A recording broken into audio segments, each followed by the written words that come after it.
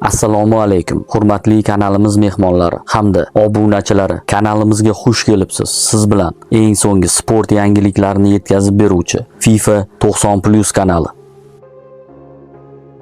Rasman Fabio Cannavaro O'zbekiston terma jamoasi bosh murabbiyi, 2006-yilgi oltin to'p sohibi, Xitoy termasi sobiq ustozi Fabio Cannavaro milliy terma jamoa boshqaruviga keldi. Bu haqda O'zbekiston futbol assotsiatsiyasi matbuot xizmati rasman xabar berdi. O'zbekiston futbol assotsiatsiyasi 3 karra jahon chempionati ishtirokchisi, 2006-yilgi jahon chempionati g'olibi, yaqin o'tmishning eng yaxshi himoyachilaridan biri, taniqli mutaxassis Fabio Cannavaro bilan shartnoma tuzdi. Italiyalik murabbiy jamoamizni AQSh, Kanada va Meksika maydonlarida o'tadigan jahon chempionatiga tayyorlaydi. Murabbiylar shtabida Cannavaroga quyidagi mutaxassislar yordam beradi. Evgenio Albarella yordamchi murabbiy, Ciccio Troisi Francesco jismoniy tayyorgarlik bo'yicha murabbiy, Antonio Kimenti darvozabonlar murabbiyi. O'zbekiston terma jamoasi bugundan navbatdagi yig'inini boshladi. Bugungi mashg'ulotlarda asosan tiklanish mashqlariga e'tibor qaratildi. Terma jamoa yig'inida Rustam Ashurmatovdan boshqa barcha futbolchilar ishtirok etmoqda. Istiqlol kecha o'yin o'tkazgani bois himoyachi